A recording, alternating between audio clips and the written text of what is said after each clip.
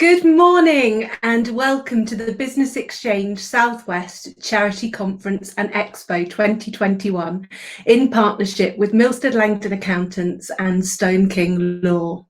I'm Anita Janes, founder of the Business Exchange, Bath and Somerset and Swindon and Wiltshire's only business-to-business magazine in print, online, through networking events and awards.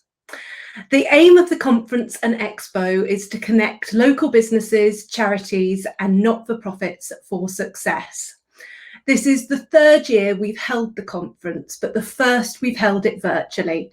And rather than a day's worth of activities, we've extended it to a week-long schedule packed full of networking opportunities, seminars and expert panel sessions, which are all free to attend thanks to the support of our sponsors.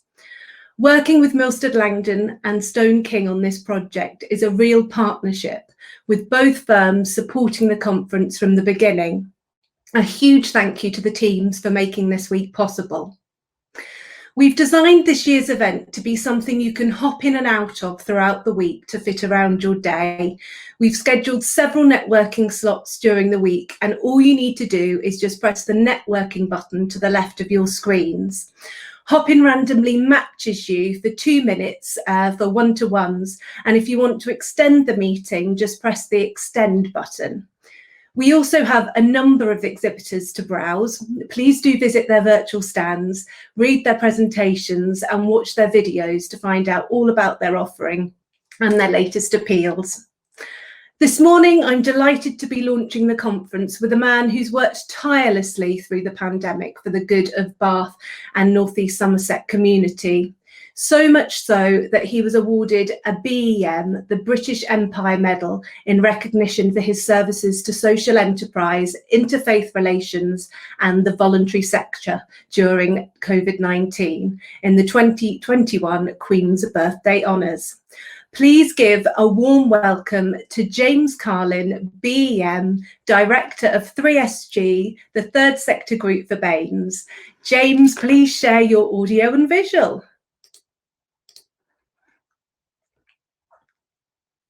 Good morning, James. Good morning, everybody. Great to have you with us this morning, James. And you're going to share with us really the story that lots of people may not know about 3SG and how you came to set it up. Tell us about how you got there from the beginning. Yeah, that's right. So back in 2016, a group of local charities came together and we thought, what if there was a way that we could actually try and support each other as a collective and have a stronger voice together?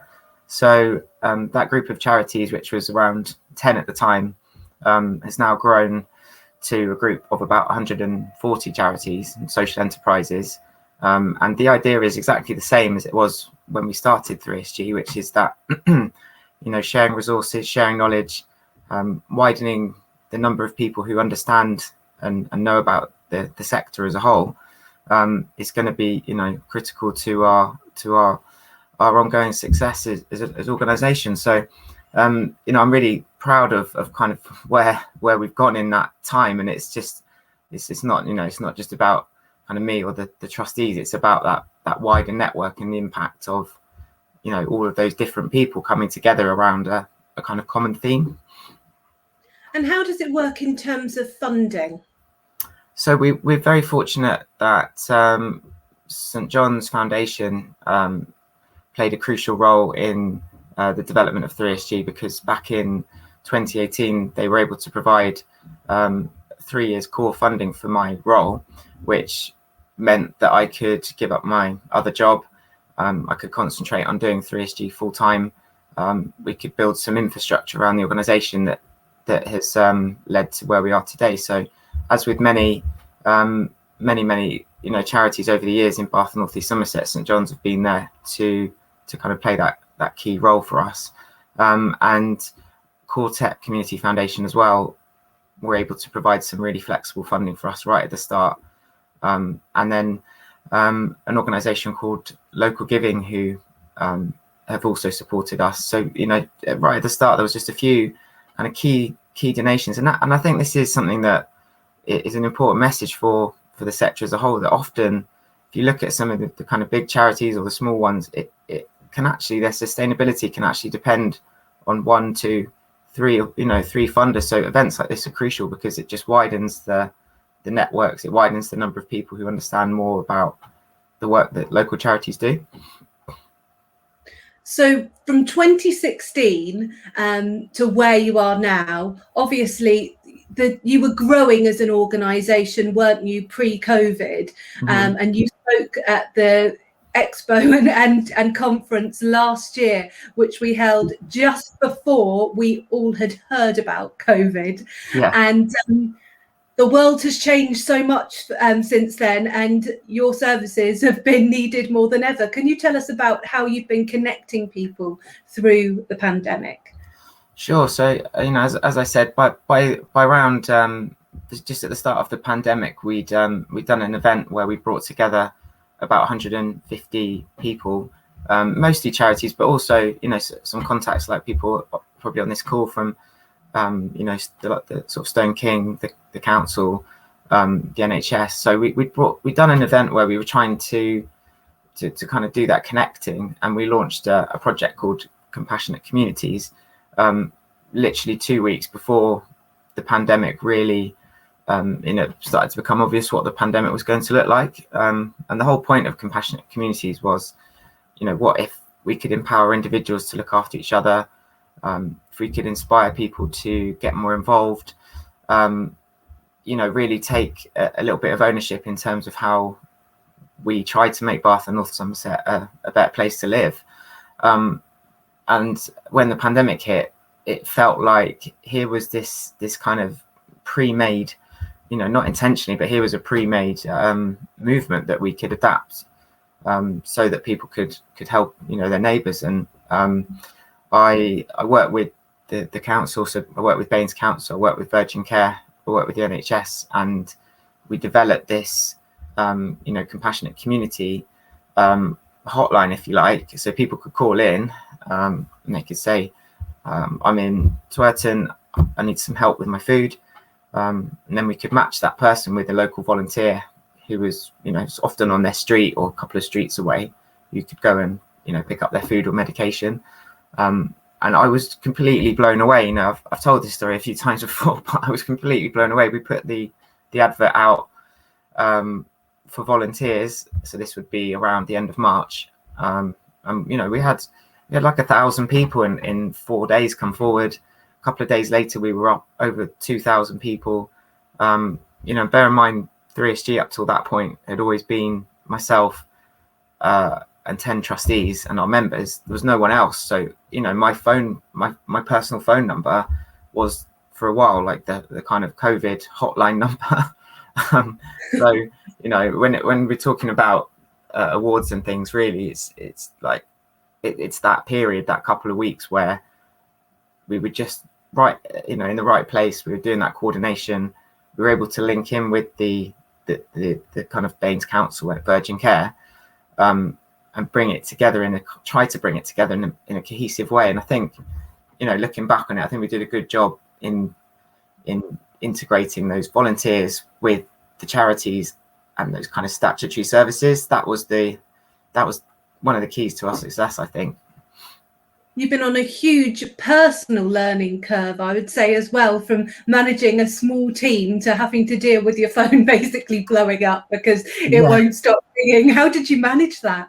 Well, on a personal level, I probably have to really give a lot of credit to my wife, because actually, these things don't just happen in isolation. And actually, I think my wife should get at least half of the medal. We just maybe split it in two or something, because really, it took a huge toll on me, like personally, just because I was working 15, 16, 17-hour days, and every single kind of request for help that came in, we had a responsibility to do something with that. I didn't feel like I could, park it until the next day, because it was an emergency. It felt like people were really desperate for help. So, my story would be the same for others at the hub that we set up, who were all had the kind of similar mindset. And Sarah Williams-Martin is the other person who should have a third of that medal, because really, she came forward in those critical weeks, and she was as a volunteer and said, look, I want to help. And the amount of work that Sarah did still doing, but at that time to just think, how do we actually do this? And I think this is where we could take some credit, is that actually we didn't just rush into it. We really planned what we were going to do, and we really made sure that it worked behind the scenes, and we had the technical side set up. Because without that, I think, as you said, it would have all just fallen in on itself. The sheer volume of people, the hours we were working, the fact that we didn't have 10-15 people in the background at that point. So it was really a case of bringing people in and trying to just say, yeah, we really need your help, but we also need people to reply to emails. We need people to do the social media. We need all that stuff. Required resource, and it's some of the people that came through are now they're going to be lifelong friends, I think, because just of what we went through. And so how many volunteers did you have sign up in the end to look at various parts of the project? So I think it was something like 2,100 people. Now, unfortunately, I mean, this is a kind of ridiculous problem for a charity to have. No charity in history has ever said, we've got too many volunteers. But we were up to over 1,000. And we had quite a few people drop off. So I think in the end we ended up with a core of about kind of 900 people who all did something. And of those 900, there was about a core of kind of 20 that became a volunteer core team. And they were on hand to do some of that real, the more technical side of things for us. But even now, I mean, we can talk about it in a minute, but even now we're helping with the vaccination centre up at the Bath Racecourse, where in a different time we had an event like this, didn't we? There's maybe 600 people that we've been using up there. So I think my hope is that it bodes well. It bodes well for the future in terms of all these people that have helped and want to help, and it's just about trying to open their minds to what they could do in the future, and what opportunities there might be. Who knew when we were at Bath Racecourse the other year for the Business Exchange Southwest Charity Conference, that its new use was going to be a COVID vaccination centre. The room that I did my talk in last time is now a kind of emergency coordination hub. And I was sitting in there last week thinking exactly that. It's bonkers what we've all been through. Yeah. And we're just going to ask Sian, who actually works with me at the Business Exchange, but she was also a volunteer for you at 3SG. Sian, please share your audio and tell us your story really about volunteering through COVID at the vaccination centre. And also, I think Sian has been delivering bits to people who needed drugs and things like that delivered to their doorstep as well. Sian, I can't see you coming into the moderation panel. Please, can you share your audio? Oh, maybe we won't get her. No, I don't know whether we are going to get her. When she joins, we'll click her in. But there's literally been an army, hasn't there, up at the racecourse trying to coordinate the efforts, that's for sure. So you've had lots of people that have been furloughed through COVID that have volunteered. And now do you have a team of people that want to continue volunteering? People have kind of naturally dropped off just as life starts to come back. But I think we do have some people that are still up for doing our things like our social media or helping when we put on events.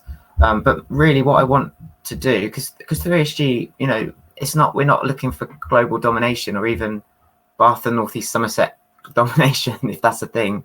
What we're looking is to support our charity members, because that's why we were set up. So I'd like to see a really nice funnel from some of these people coming into the 140 charities that we work with, because recruiting volunteers is not normally particularly easy, and recruiting volunteers with skills like perhaps, you know, some of the people here today, so, you know, actual technical skills in terms of things like marketing, finance, you know, the governance side, that those people with those skills, if we bring that into the sector, it absolutely can transform a charity. You know, a really good treasurer on a board of trustees at a charity can do an amazing, probably more than, you know, 20 people going out shaking buckets. As good as that is, and I'm not trying to kind of dismiss that, but really good specialist technical help at local charities is critical. And in my experience, having worked with some of the kind of smaller ones, the larger ones, and meeting some of those trustees who have had amazing, like 30-year long careers in business, bring some of that knowledge to the sector, it's really crucial. So, you know, I really value this kind of event where you can come and hear maybe about, you know, different charities that you've not heard of before. So, in terms of how the charity sector has fared in the last 18 months, how do you think things are now? What are the biggest challenges? Well, every year we do what we call a state of the sector report, and the last one we did was 12 months ago. So we're literally just about to press send on a new one, and I would be surprised if the concerns raised then are any different. I mean, the pressures are increased demand on services, unsurprisingly, given what we've been through. Staff well-being. Again, I'm sure that probably is similar to many of your organisations. Long-term funding is always an issue. You know, especially in a relatively small area like Bath and North East Somerset, where, you know, you don't have a huge range of funders.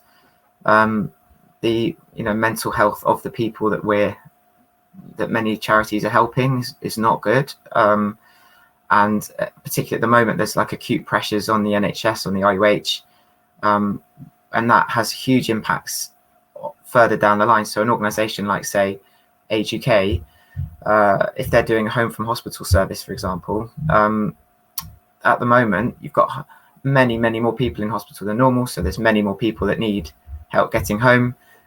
In the community, you know, organisations that support people on a day-to-day basis are then a lot busier than they would be normally, but they're not necessarily seeing a corresponding increase in funding. So, you know, and the events and fundraising aspects that would kind of sustain some of those projects, this time last year, the results were that they were 70% down. You know, funding from their events and fundraising was 70% down. So there's a real mismatch there between doing a lot more and having less money, which is not good position to be in. And one of the most sort of interesting aspects I'm looking to see in October when we release the report, and, you know, it'd be great if you could share that with your network, Anita, is that 25% of the charities were using their reserves. Now the reserves are there in an emergency for this kind of situation. However, if that's, you know, if you're operating out of your reserves for a couple of years, that starts to really put pressure on the viability of the charity. So it'd be interesting to see what you know, where we are in October when we do the next version of this report. You've actually done some campaigning as well, haven't you, with government for local support? Yes, yeah. We work with an organisation called NAVCA that is putting pressure on the government to increase some of that funding, and there has been some funding released under various sort of government schemes, and, you know, the public health team in Baines Council has been really good and proactive in helping us to access some of that funding, just to try and cover some of those gaps. So, for example, 3SG was able to access some funding because it's recognised that we're just doing a completely different piece of work to what we're actually funded to do, and that has a cost. You know, okay, we can rely on volunteers, but I think volunteers aren't free. So, yeah, there is a cost to managing volunteers, just like you would with any member of staff. There's a lot that goes on behind the scenes, and I think it's important to kind of emphasize that message, because that infrastructure that all the charities have, it does need funding, and it's increasingly competitive to find that funding as well. And I think it just shows, I mean, the amount of hours, it's just not sustainable for you to be working 18-hour days trying to coordinate efforts. It's not sustainable for anybody to do that. And that's why it shows that really it is absolutely vital that your work continues. Sian's here now. I'm going to let her in the room. Let's see if she pops up this time. Hopefully we'll get her.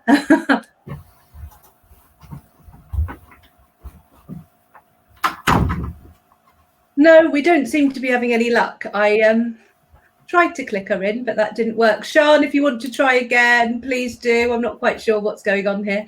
But yeah, exactly that kind of effort, the mental toll for you and for your family. You've got small little ones at home as well, haven't you? Yeah, he just popped in actually. I don't know if you saw him. yeah, I've got two kids, so it's it's tough, that would be enough in itself during a pandemic, I think, really. Yeah, exactly. Because you've got one at school and one not quite there yet. That's right. Yeah. Oh no, the whole homeschooling effort on top of all of this has been bonkers, hasn't it? Yeah, and again, that's where you might look at a kind of a charity from the outside and think it would be a bigger operation than it is, but often it is down to just one or two people, and then with all the commitments and things that they've got in their life, that's where like I said a minute ago, bringing your skills to that charity can actually save somebody 20-30% of their time, which they can then put into a lot of other things that charity could do. So yeah, it's crucial. So if you've got anybody listening who is perhaps an accountant or a lawyer or a bookkeeper or a marketing expert, James would love to hear from you to see if he can help put you in touch with a charity or not-for-profit that really needs those skills. And have I missed anything there, James? There isn't. No, that would be. I mean, probably the best thing to do is if you are interested, if you want to, maybe connect with me on LinkedIn or something like that, then what I will do is I've got a kind of, we've got a network of trustees that we meet every month, and what I could do is you could either potentially come and say hello and meet a few people, or I could take a few details about what you might be able to offer, and we could share that with some of the trustees. I mean, I'm not really looking for people who want to do the sort of more typical volunteering, because there's the community volunteer service in Bath that would do that. But if you're looking to get involved in being a trustee and you've got some kind of technical experience and knowledge, and you want to just see what might be possible, if you connect with me on LinkedIn, then we could have a conversation. Maybe it's just simple as just meeting for a coffee, seeing what you're interested in, and I could suggest a few ideas. It could be that simple.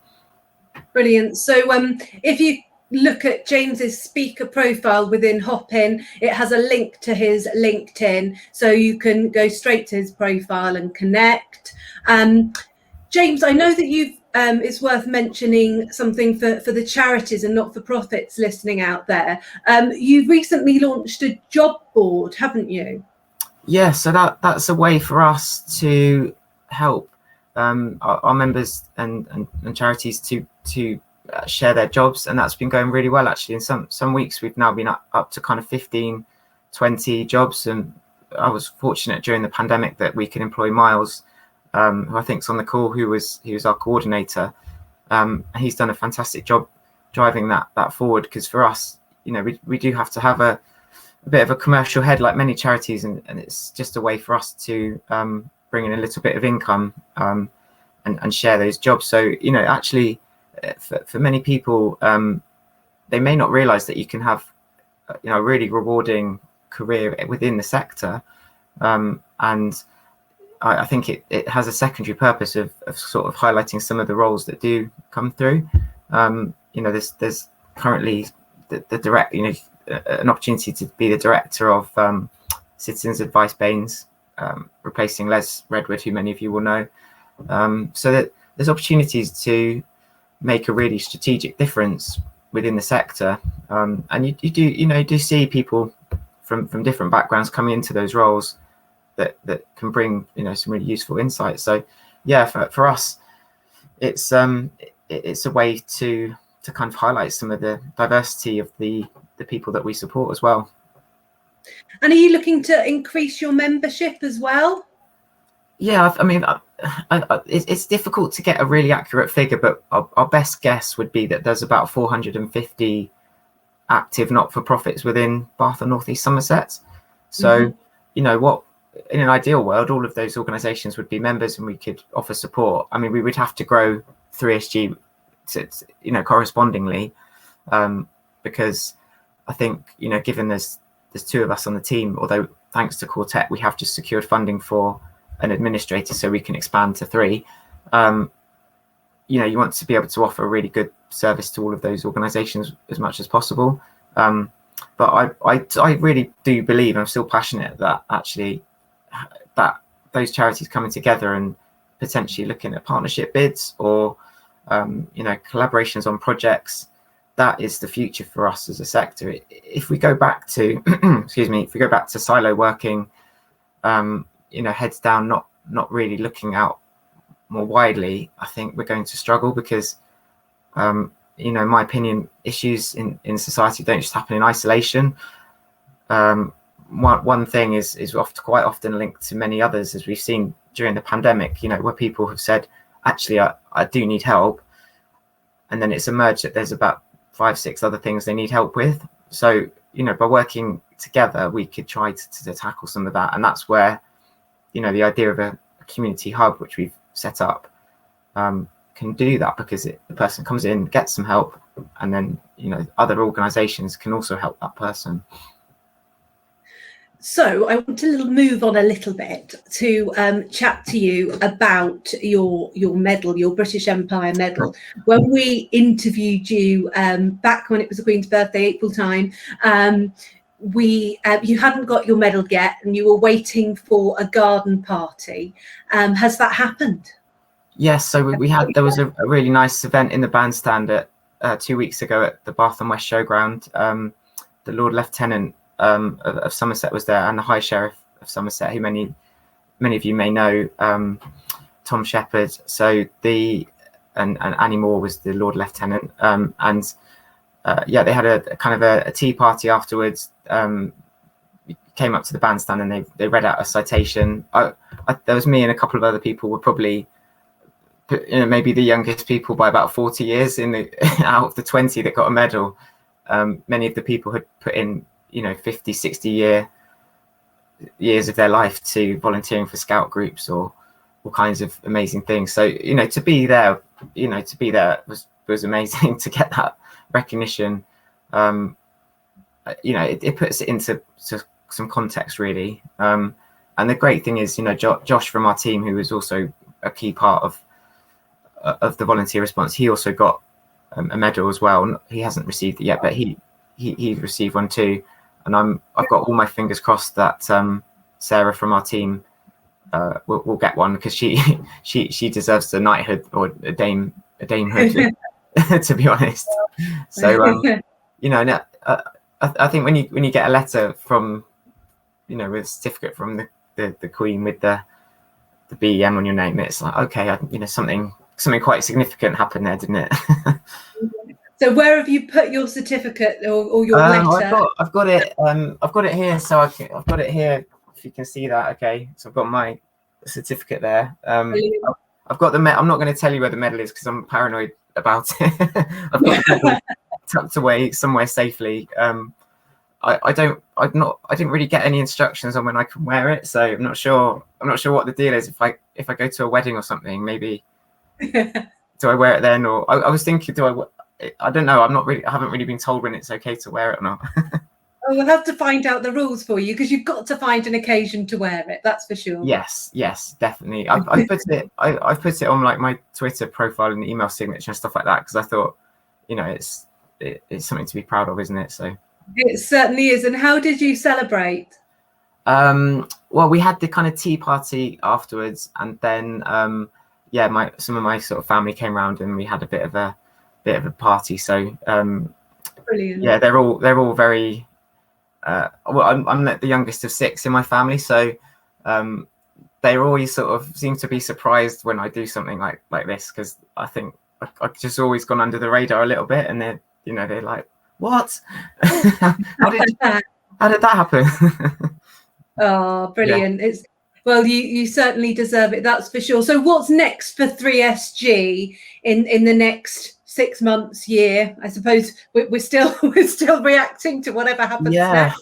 I know. I mean, well, it's just about the members. It's all that's what this is all about. So it's getting the training up and running again, doing our networking events, having the kind of building the partnerships, supporting them with funding, all of that work. That's what we want to be doing, the majority of our time. So the key priority is then getting this, putting this report out next week or next couple of weeks, seeing what the results are, and then those will be the priorities for us going forward. I do think it's going to be a tricky period, because quite a lot of charities have had some extra funding to deal with, the pressures of COVID. But is that funding going to be around next financial year? I'm not sure. There's no magic money tree, is there? So when some of that funding isn't available, that's definitely a concern.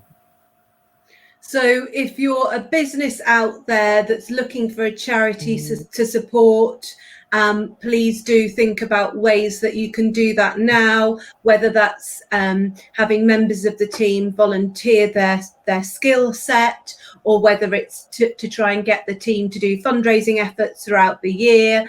There are so many different ways that you can interact. So as we've said, James and 3SG can act as the conduit. So please do connect with James, and throughout the week here, we're going to be sharing lots of appeal information of local campaigns from charities and not-for-profits where they really need your support right now. So please do connect with the conference every day, and join in and see. We've got a busy schedule as well of events throughout the week to support our charities and not-for-profits, and we've got a busy schedule today from 9:45 till 10:45. We've got Julian Blake, who's partner at Stone King, and Jonathan Bland, Managing Director of Social Business International, talking about public services and how they can be improved by partnership working. I think that's integral right now.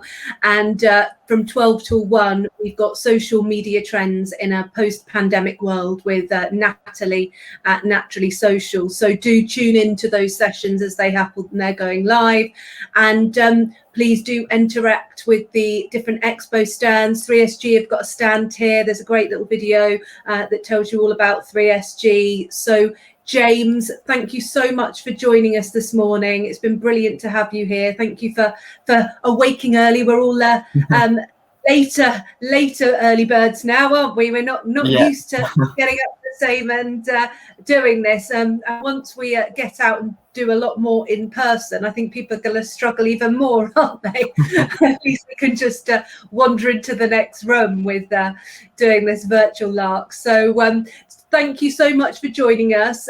We're going to go to some networking now. So if you press the networking button on the left-hand side of your screens, you can get networking. Have a great day, everyone. Thank you, James. Cheers.